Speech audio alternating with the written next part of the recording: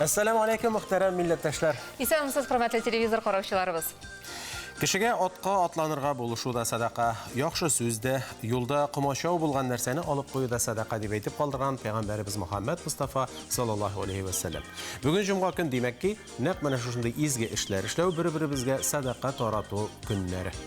Манзараның барлык тамашачыларына да ихлас сәламнәребезне юллыйбыз. Гыйнвар аеның инде 10 көне үтеп бара. Без Илдар Кыям һәм Гөлназ Рахматуллина сезнең белән манзара тапшыруында быел әле беренче тапкыр күрешәбез. Хәерле ел, хәерле көн, хәерле сәгатьтә. Амин, шулай булсын. Студиябызга киләсе мөхтәрәм кунаклар турында да әйтеп узыйк. Ярдәм Милли Ислам Хәйрия фондының матбугат үзәге җитәкчесе Римма Гатинаны көтәбез.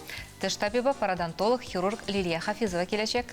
Радио журналисты Фәнил Вакказов һәм Тинчурин театр артисты Салават Хабибуллин иҗатчыларның футбол турниры турында бәян итә.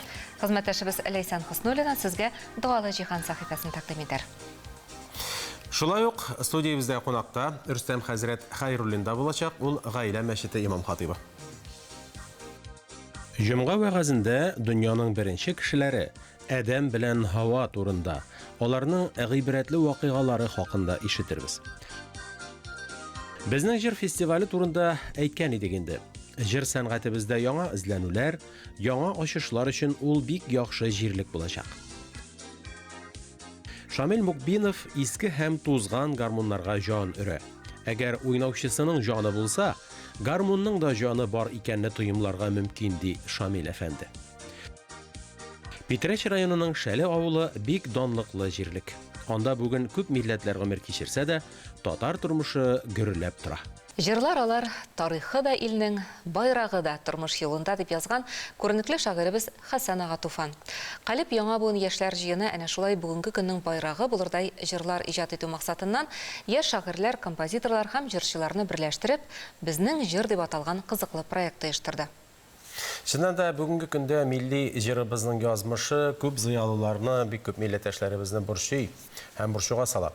Шул уңайдан Калип лабораториясендә нәкъ менә яңа эзләнүләр, яңа ачышлар, яңа юнәлешләр барлана.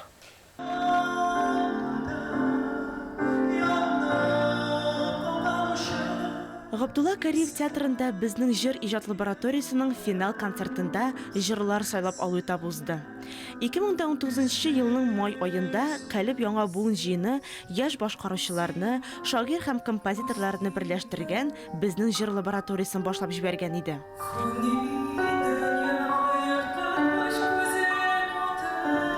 Җырыбызның дәрәҗәсе күтәрелсен иде.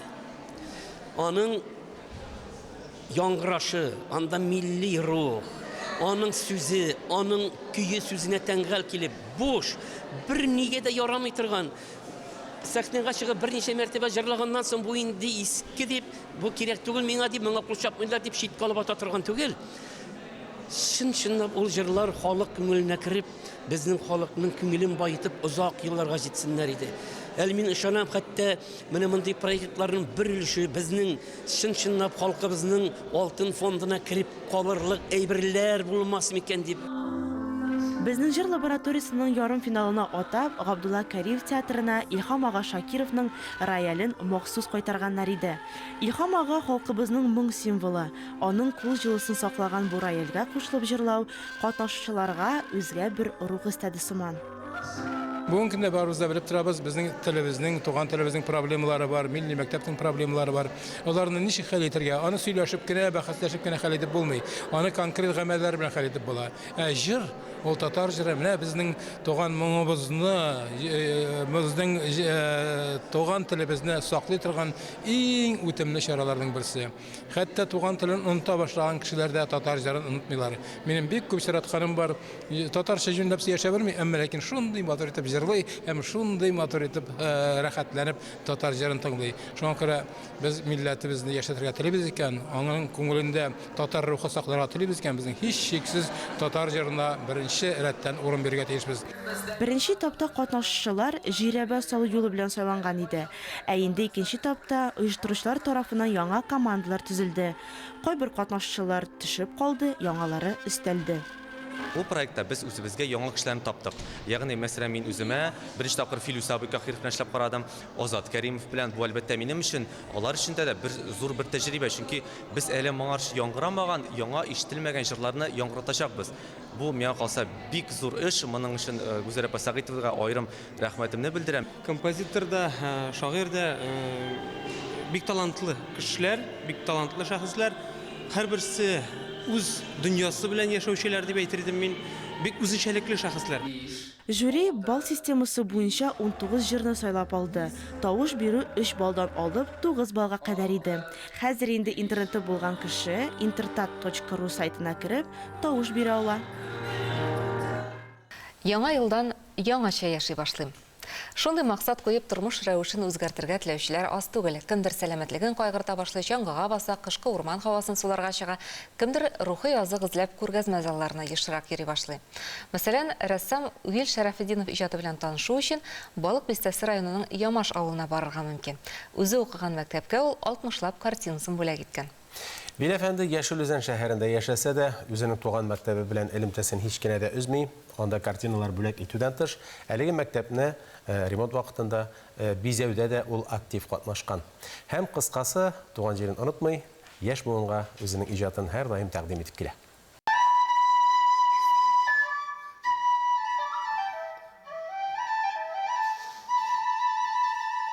Рәсем сәнгате өлкәсендә Вил Шәрәфетдинов билгеле шәхесләрнең берсе. Рәссам булудан тыш, ул гомеренең күп өлешен балаларга белем һәм тәрбия бирүгә багышлаган.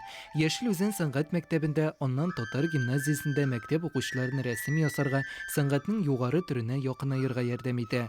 Аның тырыш хезмәте Татарстан Республикасының Каюм Насри исемендәге премиясе белән бәяләнгән. Әти белән әним укытучылар иде, шушы мәктәптә укыттылар алар, бөтен гомерләрен балалар укытуга багышладылар. Мин дә инде менә шул вакыт узу белән Казан художество мәктәбен училищесын укып бетергәч, шушында кайтып, үзебезнең авыл тирәләрендә рәсемгә төшерә идем. Укытырга мине җибәрделәр.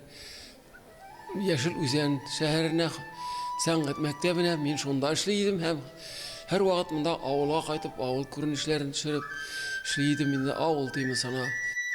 Биредә сүз Балык Бистәсе районы Ямаш авылы турында бара. Киң күңелле рәссам бала чагы яшьлеге үткән туган авылы мәктәбенә зур бүләк ясый. Үзенең 60тан артык картинасын бүләк итә. Әле моннан тыш мәктәпкә яңа бина төзегәндә аны бизәү эшләрен башкара. Бүген ул ясаган мозаика Ямаш мәктәбе кунакларын каршы ала. Әдибардагы рәсемнәр әле дә яхшы сакланган. Рәссам бүләк иткән картиналардан аерым күргәзмә залы эшләнгән. Биредә нинди генә эшләр, табигать күренешләре, кемнәрнең генә портретлары юк, ләкин иң кадерлесе Ямаш авылы табигате, халык рәсемнәре. Монда күренеп тора әнә 23-нче сан. Бу әти сугыш ветераны бит инде безнең сугыштан исән-сау кайтты. Төннәрен утырып язадыр иде доклад, менә иртәгә була бәйрәм, шунда докладта ул чыгыш ясый. Клубка килеп, шуларны үзен бөтенесен сөйли торган иде инде. Менә әти минем беренче урында менә бу өйдә төшергән инде җылым, мин хәтерләмим. Әти мәктәптә эшләгән вакытта әниемдәген минем монда сурәтләнгән. Яшел-Үзәндә торадыр әти, шуннан ап кайтып монда аны җирләдек инде. Менә шуны озатканда Гафар абый, аның иптәше, замандашы, менә укып, дагалар укып шулай озаткан кеше, менә шушында сурәтләнгән бу безнең авыл кешесе. Рәссам Вил Шәрәфетдинов рәсемнәре якты, җылы төсләргә бай. Аларда Ямаш авылының еракта калган үткәне сурәтләнгән. Рәссам портретлар белән бер рәттән тарихи картиналарны да зур осталык белән башкара. Мәктәп укытучылары әйтүенчә, алар буенча туган як тарихын өйрәнәләр, рәсем дәресләрендә кулланалар. Мин табигать içinde туган, шуны күреп үскән булгач, табигать күренешләренә багышланган әсәрләрем минем күбрәк. Инде әйтергә кирәк, темага язылган әйберләр шул. Табигать içinde килеп чыга торган, мәсәлән, без сугыш елларында үскән минем менә күргәзмәдә сугыш темалары, балаларның тормышы, шуларны чагылдырган күренешләр миңа бик якын булды инде. Шуңа күрә алар халыкка да күренделәр, уңыш казандылар. Вил Шәрәфетдинов бүген дә актив иҗат итә. Яшел Үзән шәһәрендә төрле күргәзмәләр оештыра. Бер генә көндә иҗат итми, кулыма пумала тотмый булдыра алмыйм. Сәнгать минем өчен һәрчак беренче урында ди ул. Җомга вагазында бүген Сәйдә абыстай Аппакованы тыңларбыз. Атабыз Адам алейхиссалам белән анабыз Хаваның тормыш тарихы белән танышуыбызны дәвам итик. Анабыз Хава бик шибәр булган диләр, җирдәге матурлыкны 100 өлешкә бүлсәләр, аның 98 өлеше Хавага туры килер иде дип яза галимнәр. Субханалла, ни дәрәҗәдә искиткеч шибәр булган. Әле Юсуф пәйгамбәрне дә матур булган диләр. Бу бит инде 98 өлеш. Әйе, 98-дән калган бер өлеше Юсуф пәйгамбәргә, калган бер өлеше җир йөзендәге калган бөтен кешеләргә туры килер дип язганнар. Машалла, Хава анабыз нинди шибәр булган икән.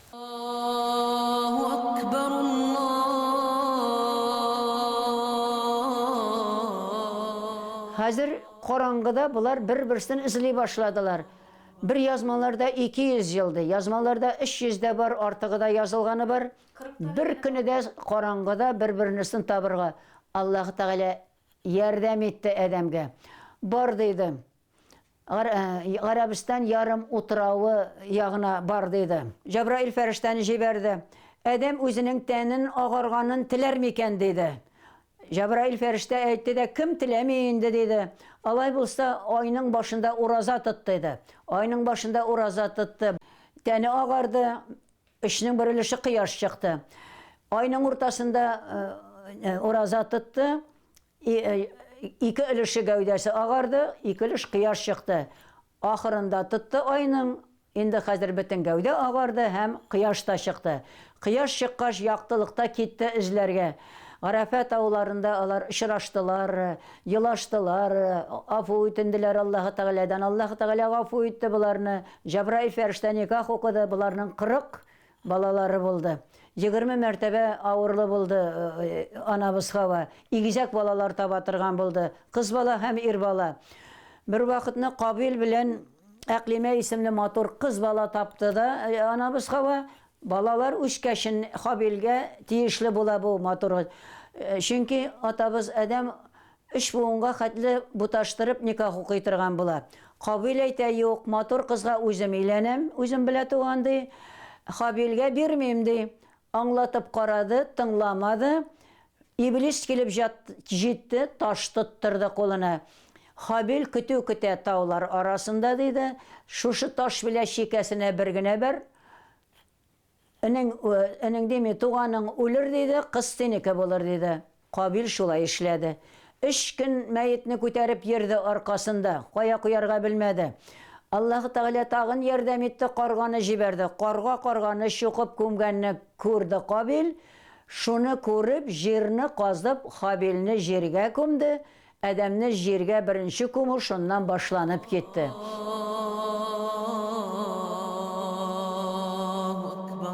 Кунакханә безгә рәхим итегез. Студиябызда Ярдәм Милли Ислам Хәйрия фондының матбугат үзәге җитәкчесе Римма Гатина. Ассаламу алейкум.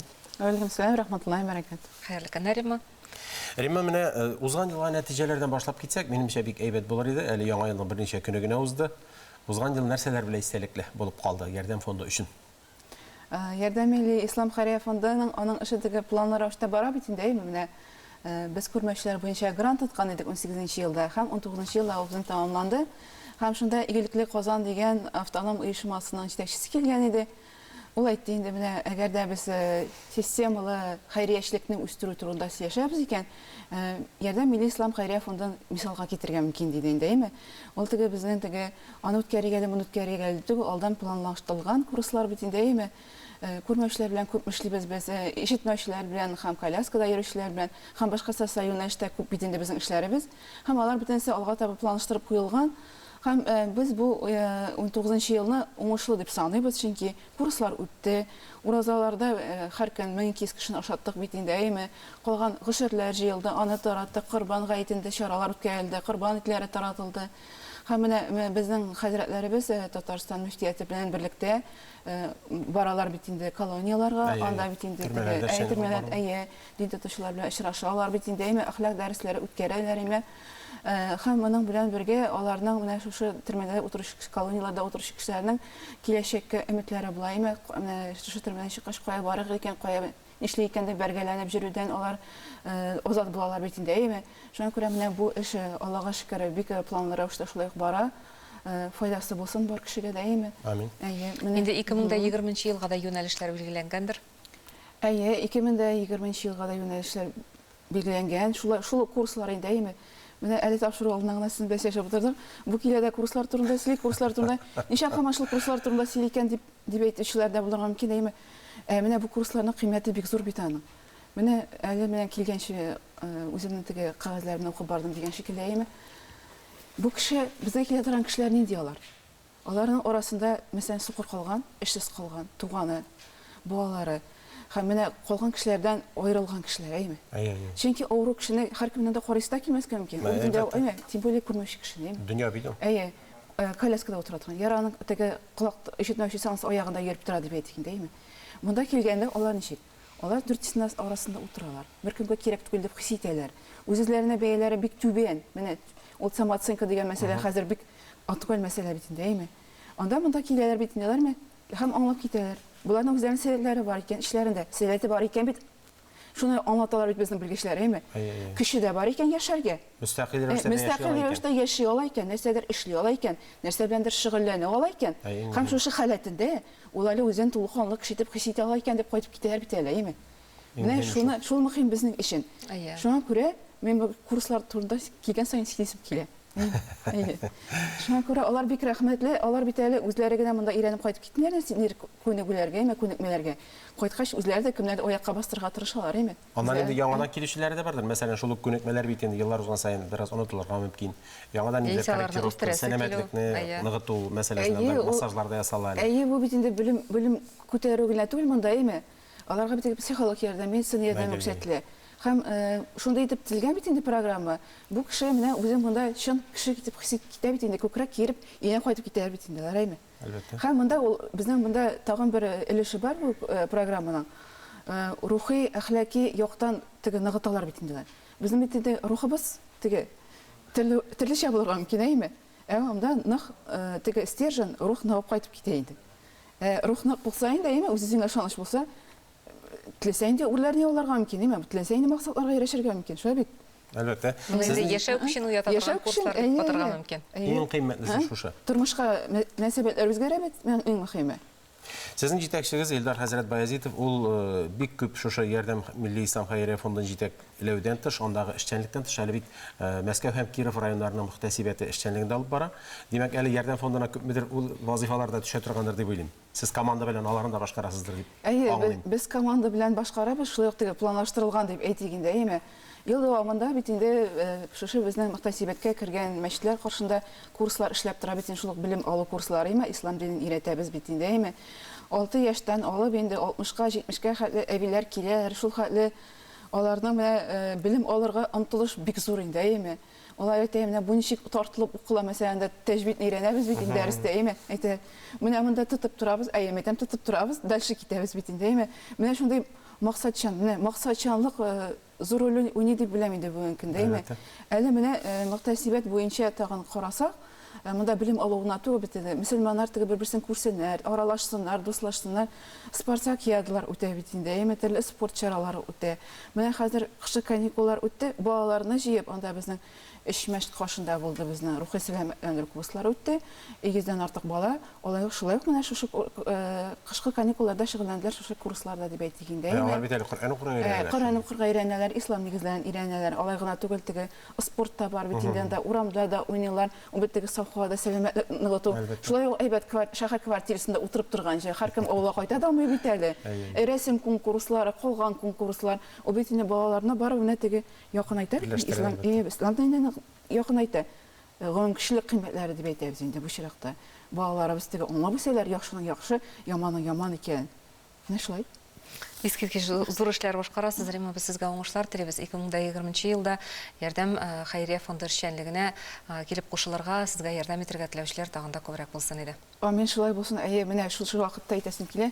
Аны менә бу эшләрнең савабы бик зур, менә шушы эштә үзем теге 3 елдан артык кайнаган кеше буларак, аңлыйсың, савабы, әҗре, гади итеп әйткәндә файдасы күп. Менә кешеләр шуны аңласыннар. Һәм әгәр дә теләкләре булса, менә шушы ярдәм фонды эшчәнлегенә кушылсыннар иде. Һәм җәмгыятьтә җитәкчелектә моны аңлап тора. Менә Мәликә ханымга бит әле орден да тапшырылды бугай. Әйе, әле менә ул Татарстан күләмендә түгел, бит Саратовта. Менә ул бит инде безнең Теләш районында безнең бит инде бар гаилә учагы дигән безнең йортыбыз. Мәликә ханым бит инде 10 баланың тәрбиягә алган ана булып тора бит инде, әйме, балалар бик яраталар, әнием дип торалар, инде күрсәгез, йөрәкләрен эзләй инде анда, әйме. Менә шушы орден нәрсә өчен бирелә, орден Ладушки дип атала инде русча, әйме, махсус орден Саратовтагы бала хукуклары буенча вәкил гамәлгә куйган инде бу орденны. Балаларны һәм балачакны яклау нисбәтендә нәрсәдер эшләгән кешеләр инде менә монда. Шулай ук менә шушы очрашуга баргач, Илдар хәзрәт Баязитовка да шулай анда мәгариф министрлыгы каршында иҗтимагый совет эшли икән, игелек өчен дигән истәлек билгесе тапшырылды дип беләбез. Менә барысы да Аллаһка шөкер дип әйтергә кирәк. Димәк, эшләгән эшне күрәләр. Ходай Тәгалә хәерле ярдәмнәрен бирсен. Шушындый дәвамлы изге эшләрдә булырга ясасын сезгә. Әйе, амин, шулай булсын. Уңышлар телибез сезгә. Хөрмәтле тамашачылар, студиябездә кунакта Ярдәм Милли Ислам Хәйрия фондының матбугат үзәге җитәкчесе Римма Гатина булды. Кунагыбыз белән саубуллашып, эшебезне дәвам итәбез. Хәзергә реклама, аннан соң кабат манзара сәхифәләренә әйләнеп кайтырбыз. Соңгы вакытта хосусый балалар бакчасы да шактый киң таралыш алды. Шулар арасында мөселманча тәрбия бирә торганнары да бар. Мәсәлән, Рамазан дип атала торган мөселман балалар бакчасы балаларга дин исламны танытудан тыш актер осталыгы дәресләрдә анда алып барыла, һәм әлбәттә тәрбиянең башка юнәлешләре дә читтә калмый. Еш кына мөселман гаиләләрендә әтиәннәр аптырашта калалар. Сабыйларны бакчага йөртергәме, әллә инде мәктәп яшенә җиткәнче өйдә генә тәрбияләргәме? Өйдә булса хәләл ризык белән тукланып, дин нигезләрен өйрәнеп, шәригать кушканча тәрбия ала дигән сүз. Инде балалар бакчасына йөрсә, аның үз өстенлекләре бар. Сабый яшьтәшләре белән аралашырга өйрәнә, мәктәпкә яхшырак әзерләнә. Ә менә Рамазан дигән әлеге мөселман балалар бакчасы шушы ике юнәлешне берләштереп эшли. Рамазан – Казан шәһәренең мөселман балалар бакчасы. Хәзерге дини ата-аналарга хәләл шартлар турында кайгырырга сәбәбе юк. Башкалыбызда бүгенге көнгә 4 мөселман балалар бакчасы эшләп килә. Хәләл ризык, ислам темаларына кагылышлы дәресләр, үрнәк алырлык махсус белемле тәрбиячеләр. Кыскасы, ислам таләпләре биредә төгәл үтелә. Дәүләт садикларыннан айырмалы буларак, безнең бакча хусусый шәхси бакча булып санала. Балаларны без 1 яшьтән мәктәпкә чаклы кабул итәбез. Бакча безнең катнаш булып санала. Татар теленә без басым ясыйбыз. Аллага шөкер, елдан-ел безнең балаларыбыз арта. Хәзерге вакытта безнең 40тан артык бала йөри. Бакчада гадәти физкультура, әдәбият, рус, татар теле дәресләре үтә. Өстәмә инглиз, гарәп телләре, актер осталыгы укулары бара. Милләт телен саклау җәһәтеннән татар телендә сөйләшү әһәмиятлерәк. Шуңа карамастан, бу бакчага татарлар гына түгел, башка милләт балалары да теләп йөри. Безнең мәчеттән хәзрәтләр күп дини дәресләр үткәрәләр инде. Алар арасында гакыйдә, фикх, әдәп, әхлак, Коръән дәресләре, шулай ук пәйгамбәрләр тарихы. Һәм дә без буларны әлбәттә кызыклы уен рәвешләрендә, дидактик материаллар белән без аларны үткәрәбез. Балаларга бик тә кызыклы. Безнең даими рәвештә Коръән түгәрәкләре үтә, Коръән конкурслары үтә. Балалар бик тә яратып катнашалар. Рамазан мәчетеннән килеп махсус белемле укытучылар балаларга дини мәгълүмат бирәләр. Балалар бер-берсе белән ассаламу алейкум дип исәнләшә, исламга кагылышлы бәйрәмнәр үткәрәләр. Гадәти белемнән тыш өстәмә дини тәрбия алгач, бала тагын да зирәгрәк, акыллырак, инсафлырак булачак. Ата-аналар шуңа өметләнә. Мөселман садигында эшләргә теләгем булды да, шуңа күрә монда килдем. Балаларны бик яратам. Алар белән без татар телендә сөйләшәбез, татар телендә аралашабыз, татар телендә дәресләр үткәрәбез. Корбан бәйрәме, аннары Ураза бәйрәме, без инде балаларга матур итеп ачык дәресләр үткәрәбез. Алдагы сәхифәбез халкыбыз күңелендәге иман нурын саклаган мәчетләребезгә багышланыр. Казандагы Нур Ислам мәчетенең төзелү тарихы һәм хәзерге эшчәнлеге хакында сөйләрбез. Әлеге мәчет 1988 елда гамәлгә куелып, үзенең ишекләрен ача. Аны башлап йөрүдә, төзелеш эшләрен оештыруда Вафа хәзрәт Гыйләҗина искә алалар. Вафа хәзрәт гомумән дин исламда, дәгъват эшендә дәвамлыклы, бик тә ихласлы, бик тә белемле хәзрәт буларак милләттәшләребезнең күңелендә саклана.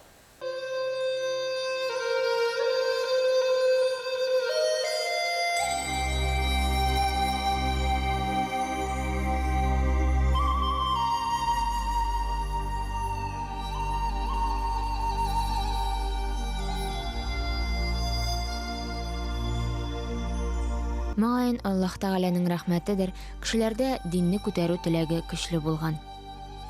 Төзелешне башлап йөргән мәчетнең беренче имамы булган Вафа хәзрәт Гыйләҗине мәхәллә халкы әле дә сагынып искә ала. Аят кешелекле, үзенә генә хас сөйкемлеккә ия булган кеше иде ул диләр. Төзелеш вакытында эшен никадәр тыгыз булмасын, гыйлем истәргә килгән укучыларын беркайчан да борып җибәрмәгән. Жол вакытыма, нинди вакытыма минем эшем бар әле дип әйтмәде. Ул менә мин эшкә киләде, мин эшкә килгәнче кара такта язылып куелган буладыр инде аятлар. Менә кеше килә дә шул тактага карап укыйдыр инде. Аннан ул жаңадан үзе кирип укытадыр инде. Шундый эше дә, укуы да, ние дә бит кеше исламга тартуы да бик хикмәтле булды инде. Игелекле гомеренә күрә Аллаһ Тәгалә Вафа хәзрәткә изге үлем насыйп әйли. Нурислам мәчетенең манарасына ай куйган көнне мәчеттә җан бирә хәзрәт. Бүген аның эшен яшьләр дәвам итә. Кичкенәдән дәват исенә ияреп шушы мәчеткә йөргән Фәнис Зариповны укып гыйлем туплагач 2000 елны имам-хатиб итеп сайлап куялар. Алхамдулилла, мәчетнең төзелешеннән башлап мәчетебездә халыкка дини гыйлем бирү, динне аңлату дәресләр алхамдулилла алып барыла. Мәчет янәшәсендә безнең Госмания мәктәбендә эшләп килә. Анда безнең инде дини фәннәр белән бергә дөньяви фәннәр дә өйрәтелә, ягъни математика шикелле, урыс теле шикелле дөньяви фәннәр, физика һәм башка, ягъни гади мәктәпләрдә нинди фәннәр бирелә, анда да шундый ук фәннәр бирелә. Алхамдулилла, менә бу юнәлеш, ягъни бу мәктәптә һәм гомумән инде шу мәчетебездә халыкны өйрәтү дә, укыту да, алхамдулилла, ул бөтен яктан файдалы. Һәм менә бу гыйлемне алып, дини гыйлемне, ислам гыйлемен алып, шушы гыйлемне үзенең тормышына кертеп, халыкны үзгәреше ул ачыктан-ачык сизелә.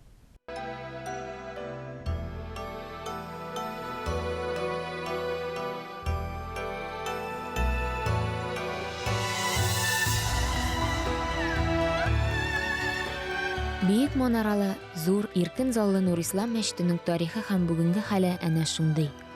Тирә-юньне нурга күмеп, ямьләндереп тора ул. Кызыл кирпечтән салынган бинаның 7 ак тәрәз читләре, төбәк кыегындагы традицион татар архитектурасына хас бизәкләр мәчетнең тышкы йөзенә күркәмлек өсти. Кояш нуры алтын айлар дугасында очкыннар уйната. Кышның ак карлары да мәчетне матурлатырга омтыласыман. Капка баганаларына күпертеп мамык мендәрләр утыртып куелган диярсең. Питрәч районына Шәле якларына юл тотыйк. Бу авыл Мишә елгасы буенда, Нарат урманы янында 6 чакрымга сузылып урнашкан. Казанга шактый якын, 40 километр гына булгангамы, күпчелек авыллар кебек кичерәйми, киресенчә биргә кайтып төпләнүчеләр күп, хәтта чигәннәр дә яши икән. Шәле язучылар Камил Кәримов һәм Мәхсүм Гәрәевнең туган авылы. Шәле мәктәбендә исә заманында Тукай гашык булган кыз Зәйтүнә Мәүлетова да укыткан икән. Генә шул хәзер әтрафлы мәгълүматлар җиткердең, бер генә нәрсә өстәп әйтергә кирәк. Шәле уңганнарын рәсемгә төшерер өчен СССРның халык рәссамы Харисага Якупов та анда пленерда булган, шул авылда яшәп, шул халык белән аралашып, үзенең картиналарын иҗат иткән. Җир йөзендә авыллар күп, тик безнеке бер генә. Питрәч районында урнашкан Татарстанның иң зур татар авылы Шәледә яшәүчеләр әнә шулай дип әйтергә ярата. Иң беренче мәдрәсәнең 1870 елда салынуы билгеле булса да, кызганычка каршы авылның килеп чыгышы турында бүгенге көндә инде риваятлар гына сөйли. Монда уйсулык урын, менә бер-берсенә тәрәзәләрен каратып, 3 үй салганнар. Мамадыш якларыннан Казанга баручылар гадәттә шушы уйсулык урыннан китәргә курыкканнар, чөнки аларны толаганнар. Менә анда шалят, шали, не надо шалить дейді сүздер әйтә торган булганнар. Менә шуннан да килеп чыккан диләр. Ну кайсы дөрес, ул риваятларны бик белеп булмый инде хәзер. Кайсы дөреслеккә туры килә торгандыр. Татарстанда гына түгел читтә яшәүчеләр дә элек-электән шәле бәрәңгесен каймаган эремчеген яхшы белә. Әле хәзердә кош-корт, мал-туар асрап сәүдә итеп көн күрүчеләр байтак. Юктан гына безнең авыл халкы бик уңган дип мактанмыялар. Безнең шәле халкы бердән бик тә уңган. Әгәр дә берсе нәрсәдер эшли икән, икенчесе аннан калышырга тиеш түгел. Бу ниндидер ак көнчелек дип әйтәм инде мин. Әгәр дә шәле кешесе берсе арты бара китә икән, икенчесе аның артыннан калырга тиеш түгел. Бик эшчән, уңган булган хатын шул ук вакытта усалдалар. Усал үзләренекен бирмиләр, кешенекенә тимиләр, кирәк булса тияләрдер дә бәлки. Шәле авылының тагын бер үзенчәлекле ягы аның кушаматлы булуы. Авылларда элек-электән әлеге күренеш киң таралса да, хәзер инде бу гадәт онытылып бара. Тик шәледә генә түгел, монда кушаматсыз бер генә гаиләдә юк. 3000-нән артык кеше яшәгән озынлыгы 6 километрга сузылган авылда бу гаҗәп тә түгел. Берәр кешене эзләп табым дисәң, аның кушаматын белүдә җитә. Патша галиҗәнәпләреннән алып, Кызыл Акча, Маршал Жуков, Хрущев һәм юнкерлар хәтле яши монда. Кушаматлар монда күп инде, монда кара сарык та бар, ак сарык та бар, бүреләр дә бар, куяннар да бар, җафраклар да бар, үзбәкләр да бар. Немислар да бар, бөтенесе бар. Биржилар да бар, Жуков та бар. Кушаматларга килгәндә аларның шоу тарихлары төрлесенең төрлечә инде. Мәсәлән, Юнкер дигән кушамат бар. Бу Юнкер дигән бабайның дип әйтик инде. Нәсел җепләре әле дә яши. Аларның да барысын Юнкер дип йөртәләр. Аларның ничәнчедер буын бабалары бик тә кичкенә булган. Һәм шуңа күрә аны Юнкер дип атаганнар. Менә шуннан чыгып киткән. Татар, урыс, хохол, шигән. Юк, хәзер инде бу кушамат булып тагылган милләт атамалары гына түгел, Шәле авылында төпләнеп гомер итеп ятучы милләт вәкилләре дә. Шулай да чын татар авылы дигән исемне югалтырга ашыкмый әле Шәле.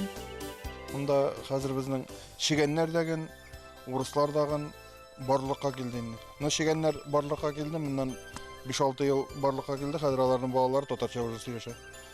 Теге Аршак Алтунян битәре чипчиста татарча җырлый, менә шулай итеп шигәннәрдә менә 8 мартка түгел концертта татарча матур итеп җыр башкардылар менә. Бөтен семьясы белән табыр белән чыгып. Авылдар тарала дигән сүзләр Шәле өчен хас түгел. Туган авылы өчен янып көеп торган тырыш һәм үҗәт Шәле халкы моңа бер кашанда юл куймас кебек. Татарстанда никотинлы товарлар сатуны тикшерү һәм законсыз сәүдә чиракларын ачыклау дәвам итә.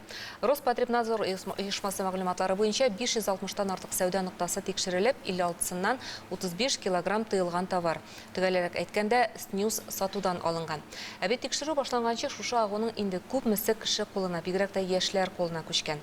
Аның сәламәтлеккә зыяны хакында хирург, теш табибы, пародонтолог Лилия Хафизова сөйләр. Хәерле көн, исәнмесез. Лилия ханым, менә шундый сорау. Иң беренче, менә бу снюс дигән әйбердә канцероген маддәләр бар дип әйтәләр. Ягъни организмда яман авырулар китереп чыгарырга мөмкин булган препарат. Бу препаратның составында 28% канцероген мәгъдәләр бар дип танылган бүген. Һәм бу инде шушы снюсны кулланган кешенең авыз куышлыгына ничек тәэсир итә? Турыдан-туры тәэсир итә дип әйтергә була, чөнки снюсны ул пакет формасында, я мармелад, я пастила формасында. Без инде куркыныч видеоларны күргән бар. Аны авызны кайрып ачып, шунда үзләре теш казнасын яңак арасына кыстырып куялар. Ирен астына, өскө ирен астына, я аскы ирен астына, я тел астына шул пакетларны куялар. Шул пакеттагы никотин, шул пакеттагы порошок, никотин, ул турыдан-туры кон тамырына керә. Чөнки безнең ни өчен алар авызда кулланалар? Чөнки авызда иң күп кон тамырлары бар. Турыдан-туры кон тамырына эләккәч, ул кон белән бөтен органнарга, кешенең йөрәгенә, баш миенә, бүйіріне, бауырына турыдан-туры барып жетә шушы жарақат ясый. Бүтін полиорганный поражение деп аталайын орысша әйткенде, бірнеше органны сразу бәрі деп әйтсең де болайын, зарар ясый. Әміне тішлерге турыдан-тураның зарары нешік шағылы? Тішлерге турыдан-туры тішінің эмаль ол тішінің тышқы қоты деп әйтегенде, қотламасы тішінің эмалін турыдан-туры жарақат ясый, эмаль әкірініп өзінен өзі жеміріле башлай, кариес, көп тішлерде кариес барлыққа келе.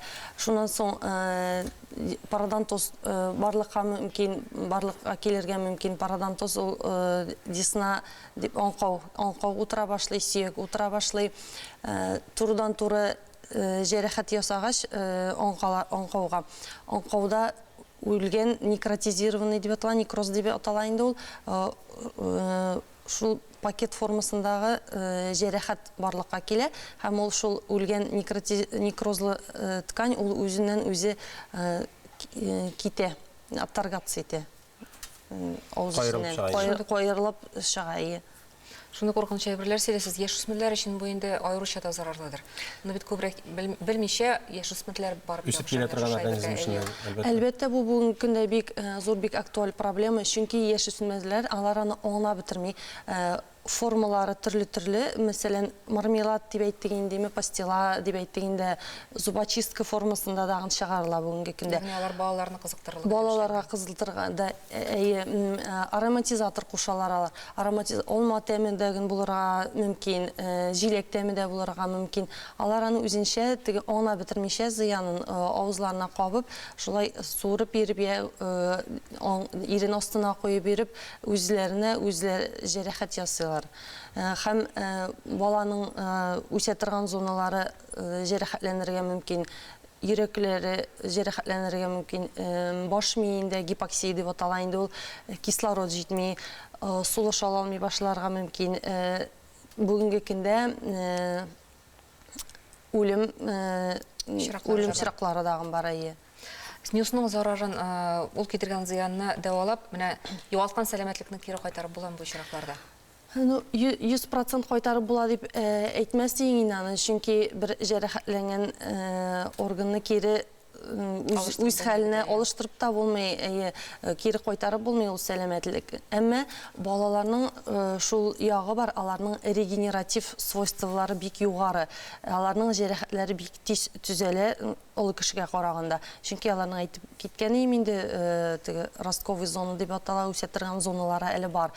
Моның өчен аларның менә шул җәрәхәтләрен төзәлтә торган регенератив процесслары бик югары. Кайбер җәрәхәтләрне вакытында туктасаң төзәтергә мөмкин, Әмма шул ягы бар бит, чөнки мармеладларны бит алар бит кичкенә дозадан башлыйлар, алар һаман җитми, алар аны тагында күбрәк кулланасылары килә. Шуңа күрә күбрәк кулланган сайын күбрәк үзләренә никотин, күбрәк канцероген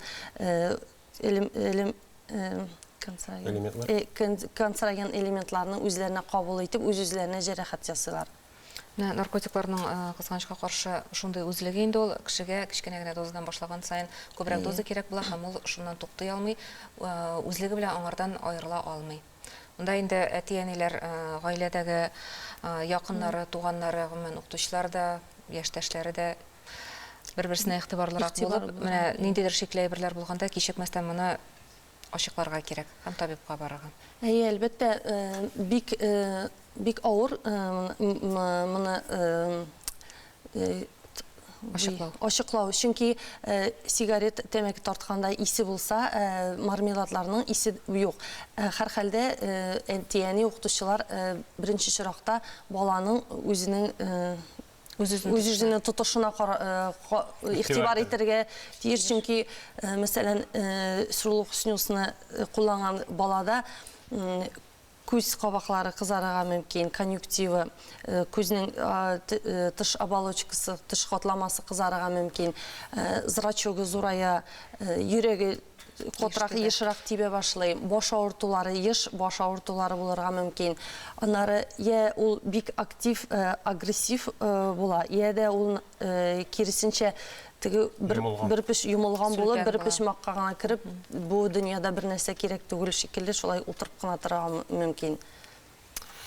Бик зур рәхмәт сезгә менә бу киңәшләр өчен. Әлбәттә инде яшьләргә, балаларга карата без барыбыз да игътибарлы булырга тиешбез саныйм. Рәхмәт. Зур рәхмәт. Кисәтүгез өчен рәхмәт. Моны яшьләргә җиткереп, аларны ялгыш адымнан туктатып калучылар булыр дип ышанабыз.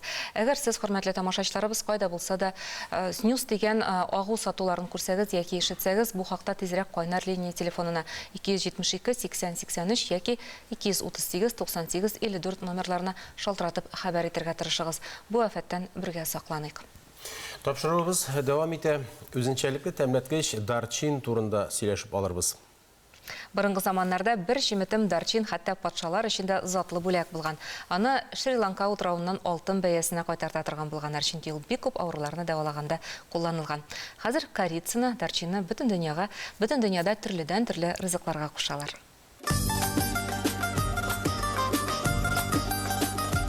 Тропикларда, Шри-Ланка утравында һәм Көньяк Һиндстанда үсүче дарчин вакытлар үтү белән бөтен дөньяда популярлык казана. Дарчин тәмләткечен кечкенә генә мәңге яшел агач кайрысыннан ясыйлар. Әлеге тәмләткеч турында иң борынгы мәгълүмат безнең эрага кадәр 2800 ел элек язылган Кытай манускриптларында очрый. Элек-электән аш-су осталары белән бер рәттән дарчинны табиблар һәм сихерчеләр дә кулланган. Корицаның бұл электен кулланганы, әйтеп кеткенше, бұл микробтарға каршы кулланылы. Бұл шәйдә кулланыла, кофега кулланыла, камыр ризыкларында кушыла, тәмләткеч рөлендә бик әйбәт үти. Менә шулай аның шул составында булган бу микробка каршы ысуллары да гына шулай аның составында бар күп кенә микроэлементлар, марганец, калий, шундый күп микроэлементлар бар, алар уже тазалыкка үзенең тәэсирен ясыйлар. Дарчин аш кайнату процессын аппетитны яхшырта. Ул ишемия вакытында тынычландыручы чара, моннан тыш антисептик буларак та кулланыла. Әлеге тәмләткеч салкын тигәндә, теш һәм мускуллар авырту вакытында да файдалы. Бу сыйфатлар дарчин маенда да саклана. Әгәр дә сез аны чәйгәме, кофегәме, башка камыр ризыгына кушасыз икән, аны шул тәме кирерлек кенә рәвештә кушылса, аның инде зыяны булмаячак. Чоңа күрә бунда һәрбер нәрсә тора аның күләменнән генә. Бүген тәмләткечне косметологиядә дә уңышлы кулланалар. Үзенең антиоксидант сыйфатларга ия булуы белән дарчин чәч тамырларын ныгыта. Шуңа да борынгы Мисыр хатын-кызлары бу тәмләткеч белән чәч маскалары ясарга яраткан.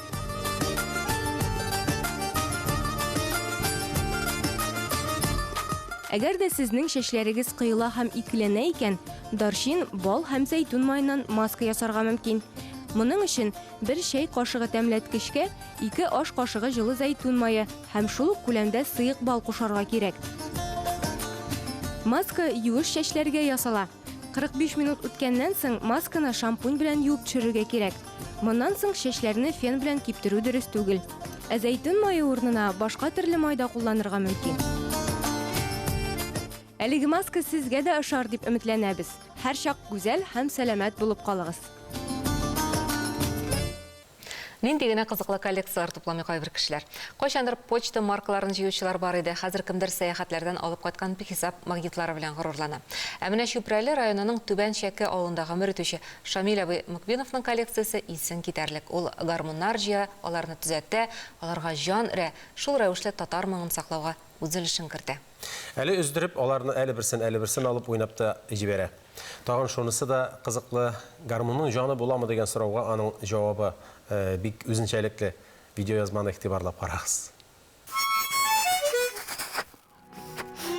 Тузып ятқан инде ішке ярақлы булмаған деп қойылған киштеде тузан жиіп ятқан гармонларға тұрмыш біле китә ул.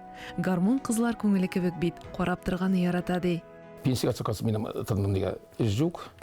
Kişi destebelendir işler etiyiz. Benim bir-iki gene garmon bile yaşar vakıtta. Pensiyaga çıkası yapışladım. Bereler garmonları kimge kirepmey, anlamına tabam. Kimden isik tabalasın, şolay, ben şimdi garmonlara, şimdiler elendiremiz. Шүпрәле районының Түбәншәке авылында гомер итүче Шамил абыйның хезмәт бүлмәсендә 16дан артык төрле гармуннары бар. Аларны төзәткәч, озак та тормыйлар, ул гармуннарның иясе дә табыла ди. Алар мен төрле регистрлы, регистрсыз бар, ikili регистрлы эч, менә дүртле утыра.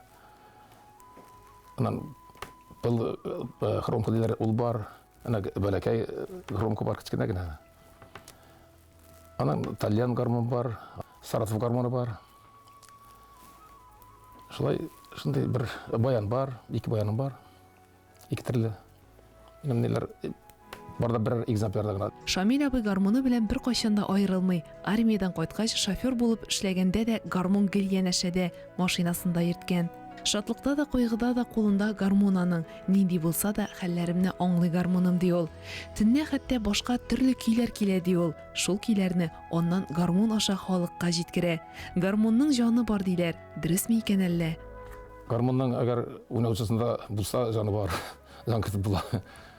Ул инде кеше йырлый белмәсә дә башы уйный белә, уларның бармаклары уйный уже. Үзенә үзе кенә ул. Уйный да уйный гармоным сөйләп серен туялмый. Җырлата да, биетә дә, елатып та куйгалый. Гармонның төймәләренә кагылуы, сыздырып көй уйнавы күңел кылларына тими калмый.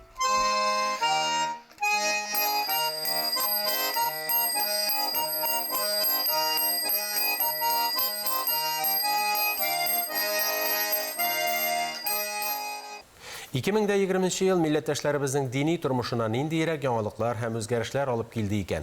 Бу хакта Догалы Җиһан сәхифәсеннән белербез. Сүзне хезмәттәшебез Ләйсән Хоснуллинага бирик. Ассаламу алейкум, мөхтәрәм дин кардәшләребез, җомга көне мөбарәк булсын. Бүген Чуашстанда 3 дистәдән артык мәчет теркәлгән. Аларның барысы каршында да диярлек ел дәвамында мәдрәсәләр һәм якшәмбе мәктәпләре эшләп килә. Безнең хәбәрчебез Рамис Сафин республиканың Комсомол районы үзәгендәге мәчет каршындагы мәдрәсәдә булып, андагы шәкертләр һәм уку шартлары белән танышып кайтты. 42 ел укытучылык тәҗрибәсе булган Халидә апа Алиолова лаеклы ялга чыккач та тыныч кына өендә утыра алмый. Моннан 3 ел элек район үзәгендә ачылган мәчет каршында хатын-кызлар өчен ислам дине йолаларын, Коръән сүзләрен үзләштерү һәм гарәп графикасы укырга, язарга өйрәнү курсларын оештырып җибәрә. Ике группа хатын-кызлар укый безнең менә шушы мәчеттә. Без анда намазлар укырга өйрәнәбез, гыйлем алырга өйрәнәбез. Мөгаллим Сәлине укырга өйрәндек, гарәп хәрефләрен өйрәндек, тәҗвид кагыйдәләрен өйрәндек. Менә бу апалар 1 ел элек монда укырга килгәнче кем әйтмешли, әлифне тояктан аера белми торган булалар. Хәзер үзлегеннән Коръән укыйлар. Кеңел тынычлыгын бирә, бик каты яхшы тартып тора, мәчеткә киге килеп тора. Моны халәли фәтеме җуаттым, кызымны җуаттым, кызым әйтеп калдырды. Әнә җырлама уку диде. Моны шуннан соң тотындым укырга, бик каты җиңел бирелә, авыр түгел. Урмайда ахиретім бар иде. Ул ахиретім Урмайда укырга кергән иде. Миңа күрсәтә китапны. Шулай мин укыйм, син дә укы дим. Мәтәм булмый. Монда таяк там ятам ныкта укый алмамдыр димен. Килү белән сразу кирип киттек. Игә кайтсаң да хит идән нәрсә эшләсәң дә шул харап безнең башыбызда. Илисә апа Зәйнуллина исә мин пенсияга чыкканлы бирле укыйм инде ди. Мин беренче ергә тотындым Урмай мәчетенә. Намаз укырга рәммәкеләдем. Беренче намаз укырга рәттеләр. Аннан моны харифләр рәттә башладылар. Укырга рәндек. Урмайга 4 ел йөрдем, быел 5 ел йөрим. Монда 2 ел йөрдем. 3 елга барам.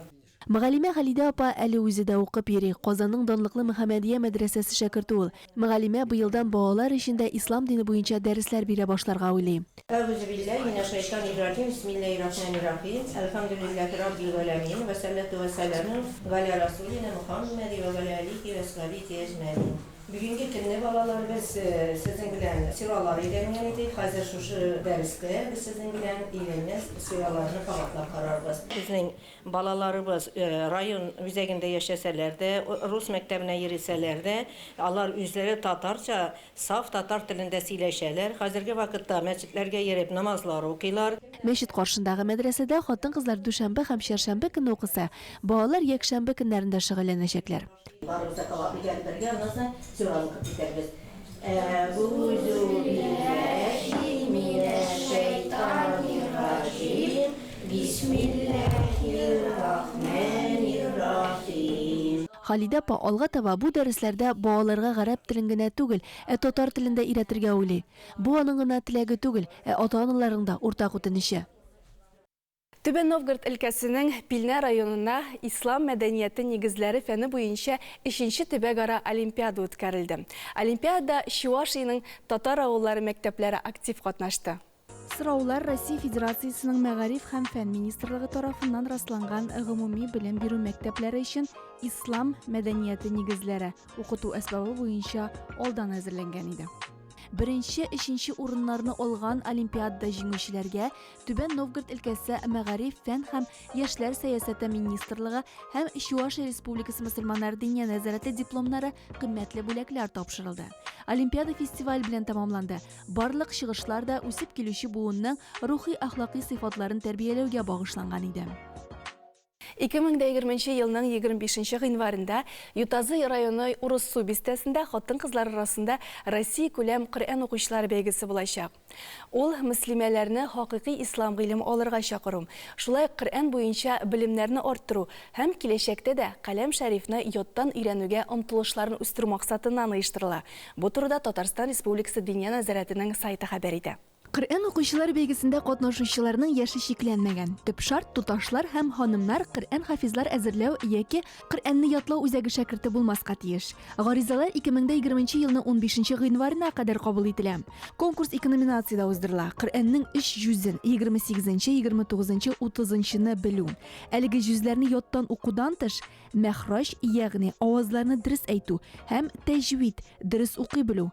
Коръәнне аһәңле матур тавыш белән уку төп таләпләр булып тора.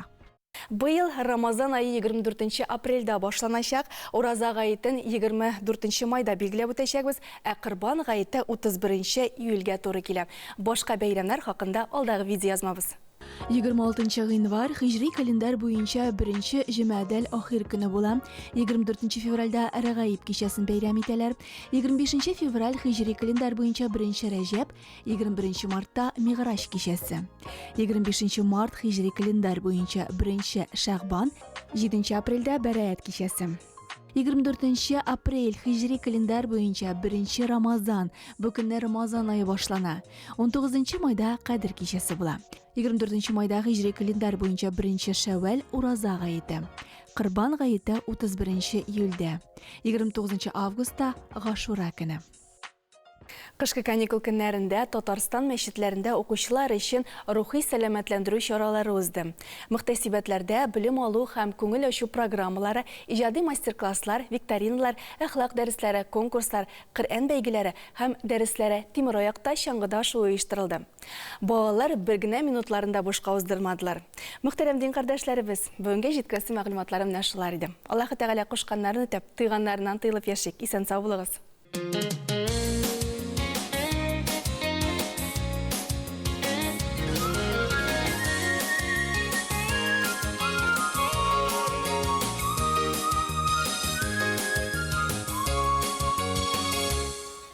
Исәнмесез, хөрмәтле тамашачыларыбыз. Яңа 2020 елның 10 көнен безнең белән каршылаучыларга кайтар сәламнәребезне юллыйбыз. Хәерле көн, хөрмәтле телевизор караучылар. Манзара информацион музыкаль тапшыру үзенең 2нче эш сәгатенә керешә. Барыгызга да нурлы көннәр һәм хәерле гамәлләр юлдаш булсын. Быел да Яңа гасыр телеканалына Манзара тапшыруына тугры калуыгыз өчен мең рәхмәт. Ел дәвамында бергә булыйк. Җомга вәгазендә дөньяның беренче кешеләре Әдәм белән Һава турында, аларның гыйбрәтле вакыйгалары хакында ишетербез. Безнең җыр фестивале турында әйткән идек инде. Җыр сәнгатебездә яңа эзләнүләр, яңа ачышлар өчен ул бик яхшы җирлек булачак. Табигатьнең һәр фасылы адәм балаларына аерым ләззәт, күзгә ял һәм йөрәккә сихәт алып килә. Кышкы авыл манзарасын күзәтү үзе бер ял һәм күзләргә рәхәтлек. Ләкин кыш икән булса булсын, чын кыш булсын инде ул. Быел ап-ак кар көртләрен битне чиметтергән салкыннарны көтеп зарыктык. Бу фасыл бер суытып, бер җылытып безнең белән шаяруын дәвам итә. Һәрхәлдә шәһәрдә хәлләр шулайрак. Авылда ничек икән?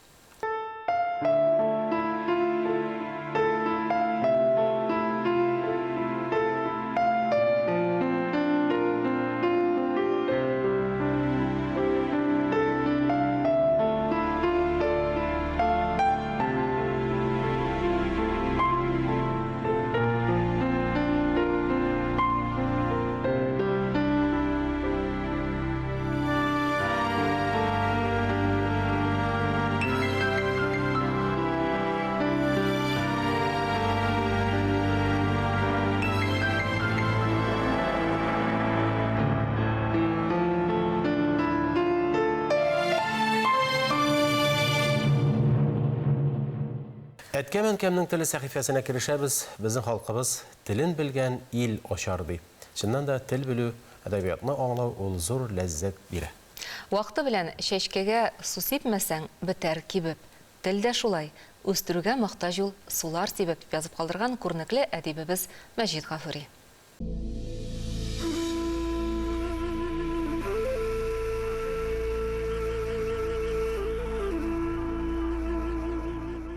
Телебездә сүзләрне урынлы куллану турында сөйләшүебезне дәвам иттерәбез. Менә тагын шундый бер парлы сүз бар. Кая һәм кайда. Еш кына бу сүзләрнең мәгънәсен шулай ук алыштырып, бутап сөйләү күренеше күзәтелә. Моны булдырмас өчен татар теленең иң гади кагыйдәләрен белү кирәк. Менә әйтик, килешләр. Бездә мәгълүм булганча 6 килеш бар. Әлеге кая сорауы ул юнәлеш килешкә карый. Син кая барасың? Син кая юнәлдең? Ә инде кайда сорауы ул урын вакыт килешенеке. Син кайда торасың? Син кайда укыйсың? Син кайда урнаштың? Büyük şairimiz Gabdullah Tokay Туган авылым шигырендә әнә нәрсә ди? Кая барсам, кайда торсам, нишләсәм дә, хәтеремдә мәңге калыр туган җирем. Ягъни Тукайыбыз һич кенә дә ялгышмый. Кая барсам ди, ягъни баруның юнәлешен күрсәтә. Кайда торсам, ягъни яшәгән урының җирен күрсәтә. Һәм инде әлбәттә бу иң дөресе. Син яңа елны кая каршы аласың? Менә шундый сорауларны еш кына ишетергә туры килә. Димәк, монда син яңа елны кайда каршы аласың дип әйтергә кирәк. Яки соңгы вакытта мондый сүзләр еш яңгырый. Шүп савытларын кая урнаштырырга кирәк? Ягъни шүп савытларын кайда урнаштыру турында бара, урыны турында сүз бара. Менә буларны без алга таба буташтырмасак иде. Чөнки һәр икесенең дә үз мәгънәсе бар, үз урыны бар.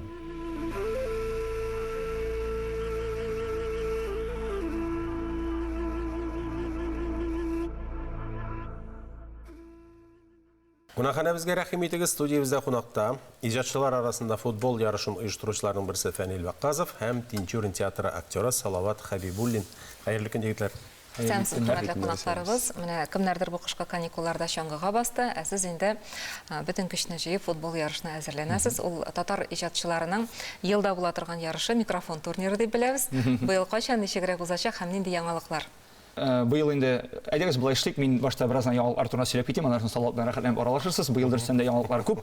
Беренче яңалык инде ул турнир 4нче тапкыр үткәрелсә дә, без быел беренче тапкыр Татарстан спорт министрлыгы ярдәм белән аны уздырабыз. Һәм инде турнирны Салават абый Фәтхетдинов үзенең канат астына алды. Шуңа күрә инде без турнирны аның юбилеена багышларга булдык. Быел аның юбилее инде белгәнегезчә. Икенче яңалык инде ул быел турнир урынын алыштырды. Ул быел Акбарс көрәш сараенда узачак. Анда инде трибуналар күп, тамашачыларга килеп, рәхәтләнеп карап утырырга җайлы и һәм инде уенчыларга да уйнар өчен зал комфортлы дип әйтик инде. Ишенче яңалык инде ул быел ниһаять бу турнир телевизордан күрсәтеләчәк. Бәлки инде яхшы фото һәм видео материал әзерләсәк, бәлки сезнең канал ашада күрсәтеп булыр. Сезнең канал безнең турнирның шулай ук мәгълүмати партнеры булып бара бит инде. 4нче яңалык ул быел инде менә шушы турнирда катнашкан командалардан без җыелма команда төзәчәкбез. Һәм инде ул команда җәй көне чыгачак турга туплы тамаша дигән проектта катнашачак. Бу туплы тамаша дигән проект ул районнарда спорт бәйрәмен һәм концерт оештыра торган шундый бер чара булыр дип уйлыйбыз инде. Искиткеч менә бит дуслар чагына башланган шундый футбол ярышыннан бу инде рәсми дәрәҗәдәге турнир үсеп чыккан дигән сүз. Менә бу уеннарның тәртибе ничек булачак? Мин инде алай теге спорт белән бик дус булмасам да, нинди командалар ничә тапкыр уенда яшаклар? Бу турнирда инде безнең 8 команда катнаша, без күбрәк команда катнаштырмыйбыз, чөнки турнирны бер көн эчендә үткәрергә кирәк. Иҗат кешеләрен бер көннән дә артыкка җыярга мөмкин түгел, үзегез аңлыйсыз инде. Безнең инде бу турнирда катнаша татар алып баручылары командасы, татар журналистлары командасы, татар җырчылары командасы, аның капитаны Филус Кахиров, аннан соң Кәрим Тинчурин театрның җыелма командасы, аның капитаны Салават. Шуннан соң инде татар радиосы, Болгар радиосы командалары, татар журналистлары командасы, күбесенчә менә шул Татарстан Яңа гасыр телевизия компаниясе журналистларыннан җыелган. Һәм шуннан соң инде быел беренче тапкыр безнең катнашачак Салават җыр театры командасы. Анда инде шулай танылган җырчылар уйный, аларны турнирга килеш күреп була. Һәм инде без быел менә шушы турнирга ярдәм күрсәткән иганәчеләр, спонсорларга инде мөмкинлек бирдек тамашачылар командасын тупларга. Менә шулай 8 команда була. Аларны без 2 группага бүләбез. Алар башта үз группаларында ярышалар. Группада беренче урын алган командалар, алар финалда беренче, икенче кубок өчен, күчмә кубок өчен көрәшәчәк. Инде икенче урын алган командалар, алар 3-нче, 4-нче урын өчен көрәшәчәк. Шулай инде индивидуаль бүләкләр без тапшырабыз. Иң яхшы уенчы, иң яхшы сакчы, иң яхшы капкачы дигән аларга инде статуэткалар әзерләдек. Һәрбер команда диплом белән бүләкләнәчәк. Һәм инде безнең спонсорлардан бүләкләр белән. Искиткеч яңалыклар. Инде Салават, аңлавыбызча, сез Кәрим Тинчурин театры артистларынан җыелган команданың җитәкчесе, капитаны. Әзерлек ничегрәк бара? Кемнәр уйный? Кемнәр оста футболчы икән безнең? Әзерлек бик әйбәт бара. Менә әле шушы көннәрдә без инде әлеге үзебезнең театрыбызның командасы белән җыелып, бергәләп әлеге турнирга әзерләнергә бераз гына тренировка дип әйтик, русча әйткәндә, репетиция ясап алырга булдык. Безнең командада инде Татарстанның атказанган артистлары Харис Хуснетдинов, Алмаз Фатхуллин, яшь артистларыбыз Зөлфәт Закиров, мин һәм инде әлбәттә әлеге театрның эшчеләре катнашачак. Менә шул.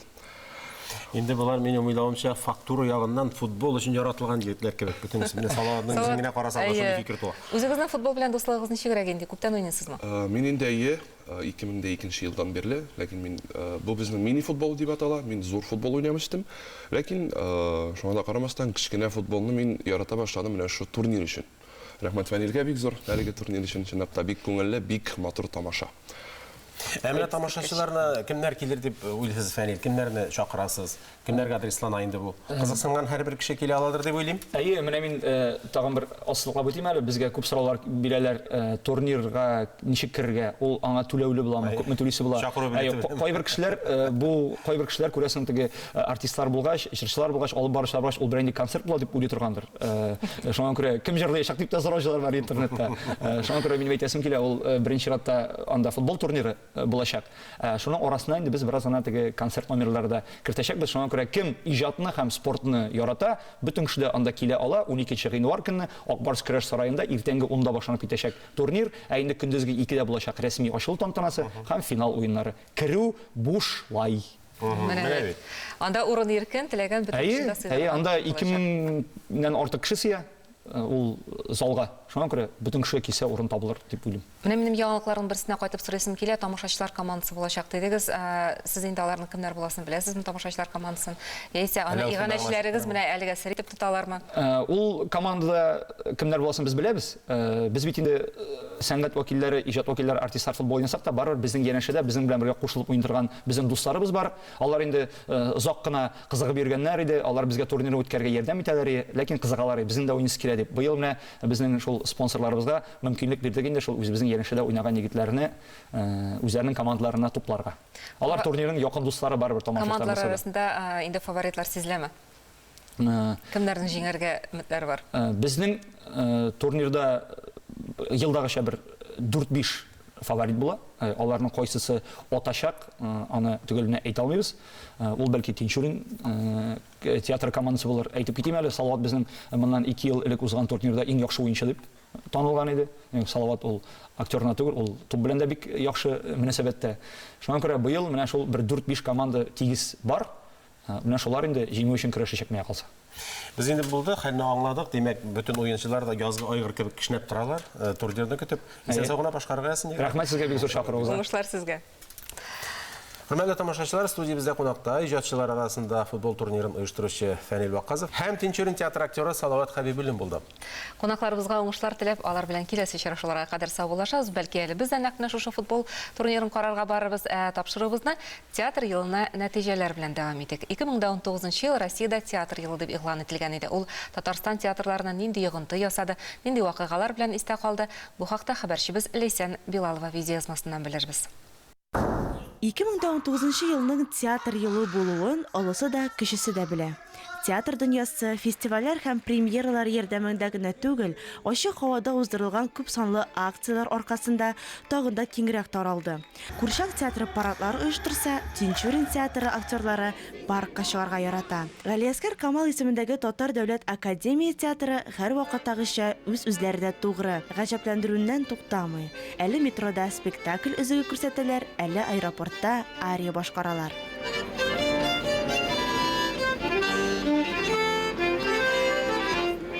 2019 ел премьераларга бай булды. Республикада сәхнә сәнгате буенча бәйгеләр узды. Кино белән театрны бәйләп, хәтта яңа проект ачтылар. Журналистлар белән очрашуда Татарстан Республикасының мәдәният министры Ирада Юпова сәнгатьнең күп кенә өлкәләренә кагылды. Әмма без бары тик театрга гына тукталырбыз. Культура – это ценностная среда. Мәдәниятне икенче төрле кыйммәтләрне тудыручы, аларны формалаштыручы ысул методология дип атап була. Опера – музыкаль театр. Ул бик зур игътибар таләп итә. Хәзер опера сәнгатенең яңа мәктәбен булдыру буенча эш бара. Бу өлкәдә лидер буларак Италиянең вокал мәктәбе өстенлек итә.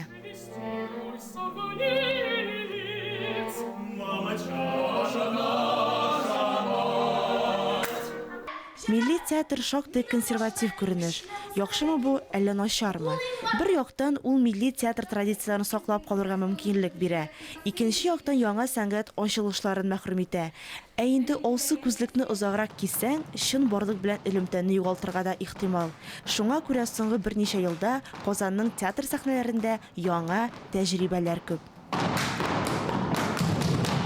И вот если сейчас Киләчәк буын мәдәни кыйммәтләрне билгеләгәндә, беренче чиратта кино, театр, рәсем сәнгатенә мөрәҗәгать итәчәк. Кай чагында тормышчан, уйландыра торган күренешләрдә кешеләр тыныч утырыр урынына кинәт кенә көлеп җибәрергә мөмкин.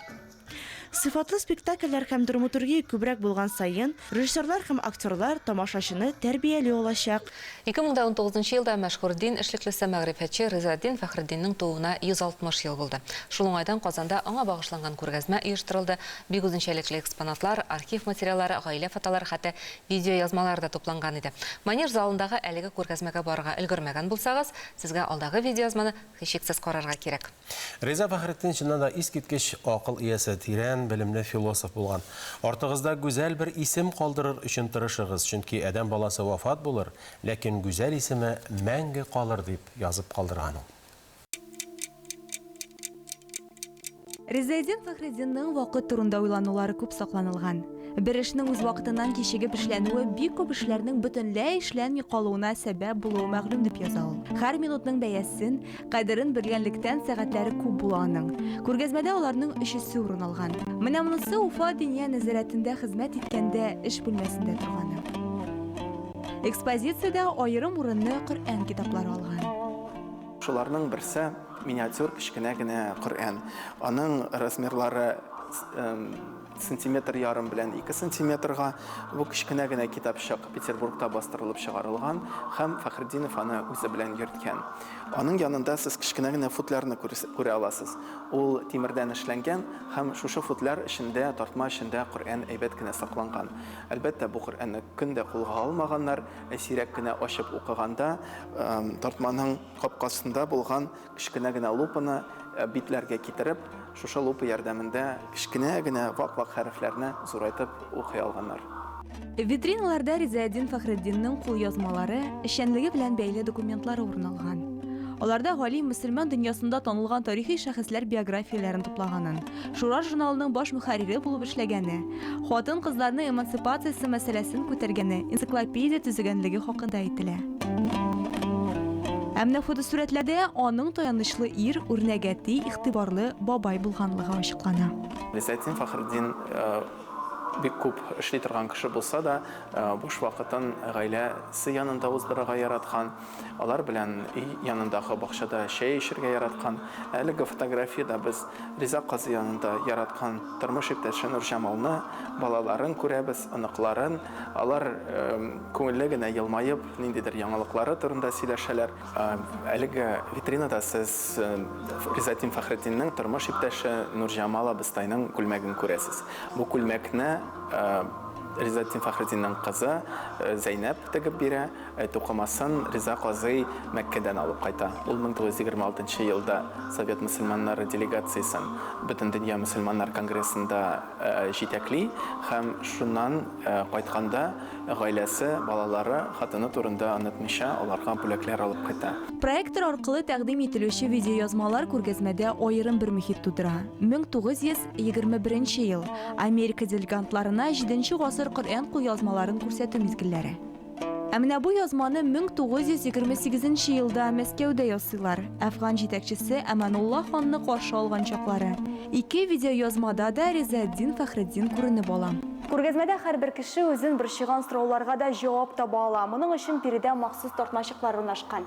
Аларда менә шундый кәгазьләрдән Ризатин Фәхретдиннең фикерләре урын алган. Мисал өчен менә монсында дөньяда бөтен бузыклыкларның ва бик күп хасталыкларның сәбәбе ялкаулык диелгән. Ә бу сүзләр уйландыра.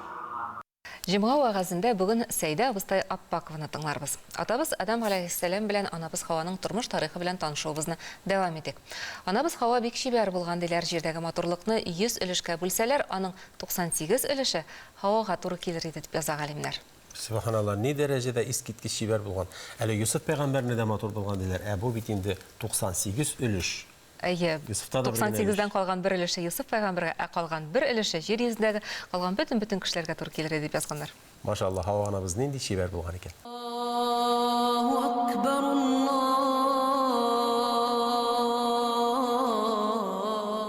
Хәзер караңгыда булар бер-берсен эзли башладылар.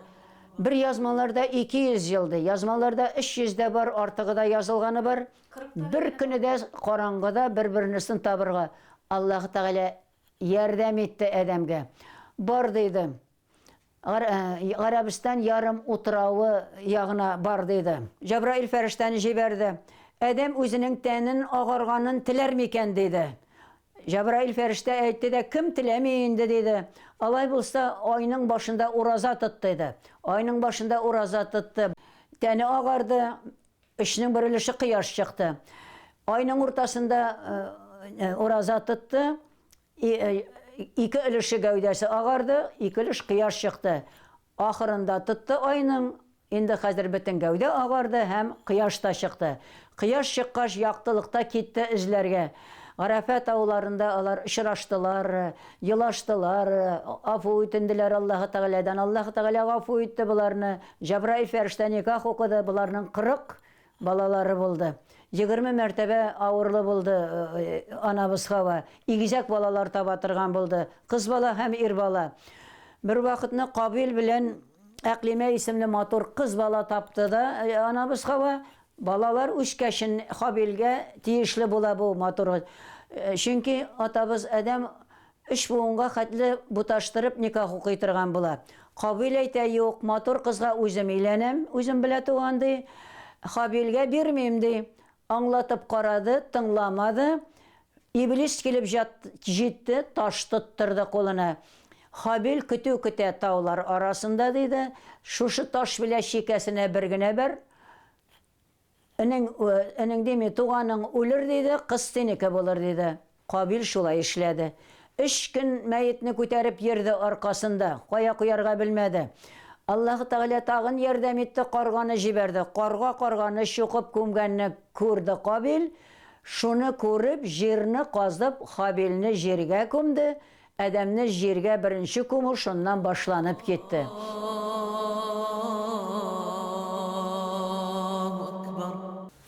Хөрмәтле тамашачылар, кунакханәбезгә рәхим итегез. Җомга көненең мөхтәрәм кунагы, гаилә мәчете имам хатибы Рөстәм хәзрәт Хәйруллин студиябездә кунакта.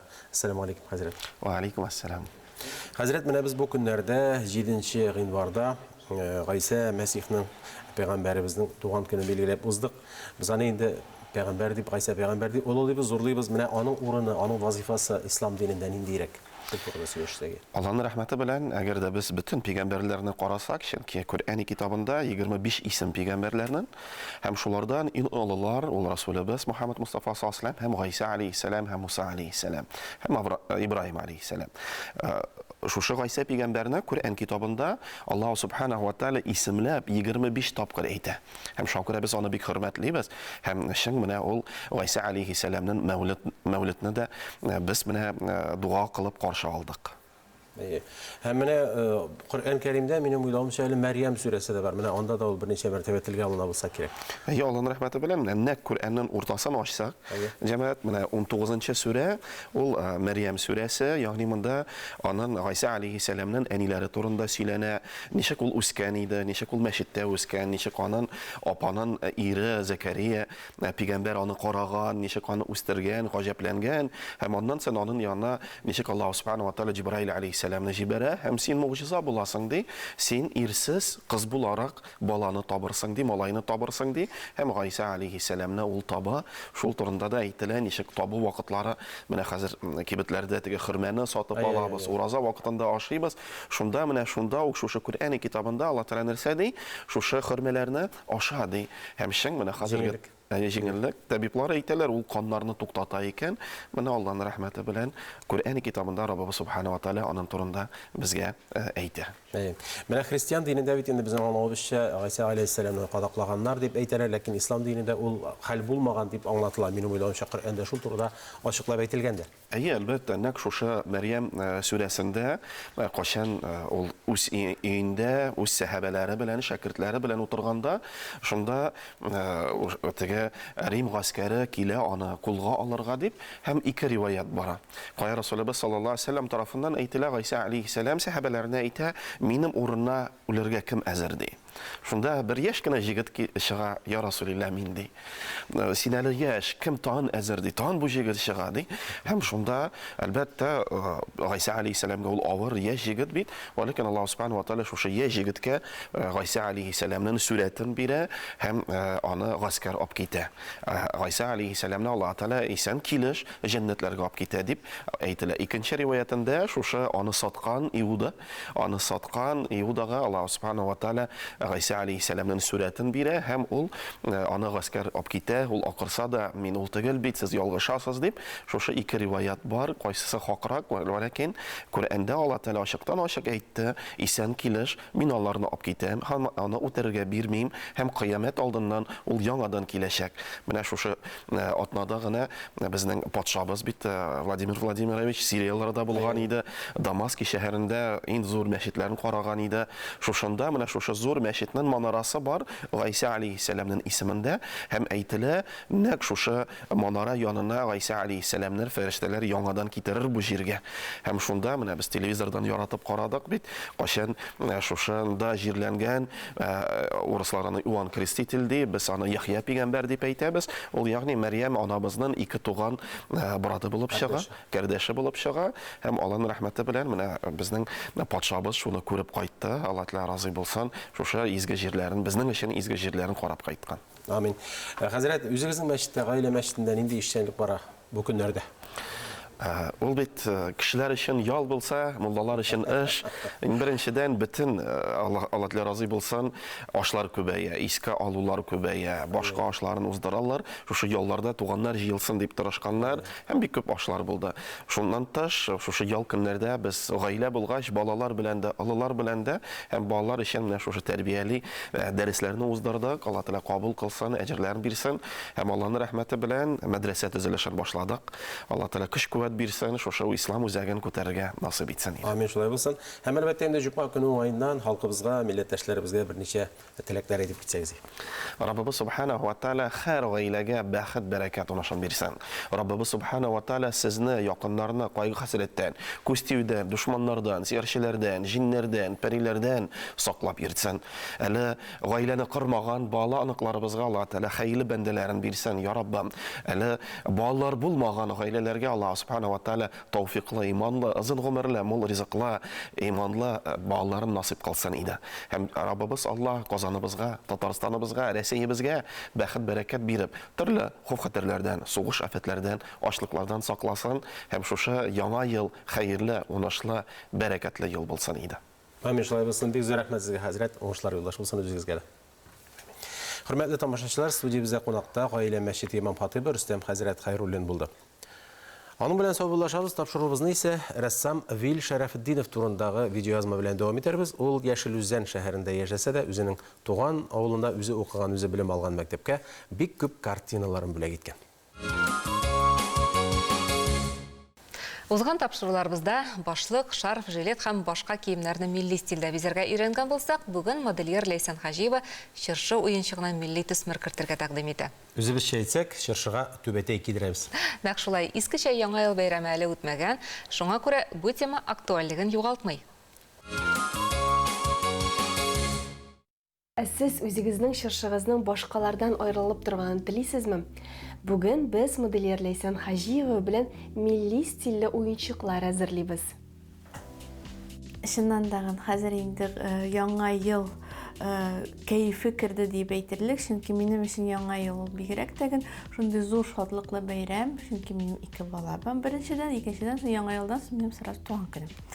Шуның өчен мин бик көтәм яңа елны, һәм инде әзерләнә башладым. Аның өчен безгә менә без күптән генә түгел шул ук технология буенча брош ясаган идек.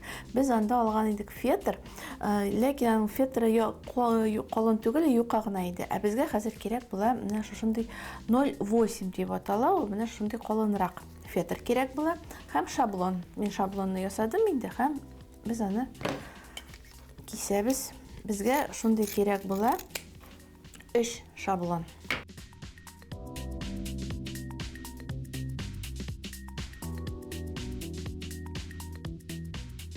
Менә шушындый 3 деталь булып чыкты безнең. Без хәзер икесен алабыз. Шулай ук муленне алабыз һәм уртасыннан тегә башлыйбыз. Шул ук технология буенча, брош ясаган технология буенча вперед иголка дип атала.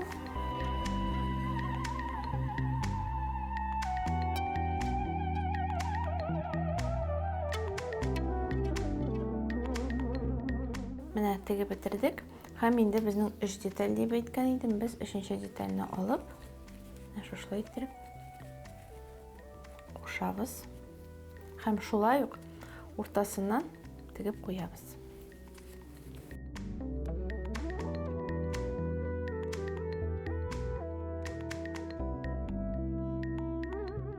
Заготовкалар безнең булды.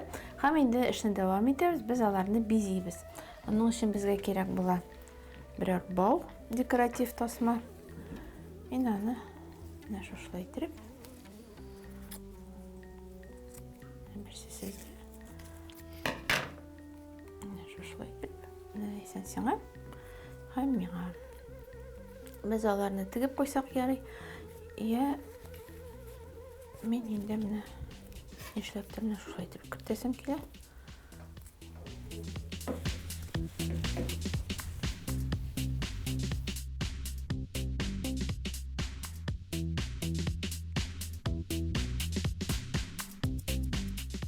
Һәм инде ташлар белән декорация ясыйбыз. Хәзер менә мәсәлән, мин зур ташларны алдым. Мин үзем яратам минимализм, шуның өчен берәр зур таш кына куям.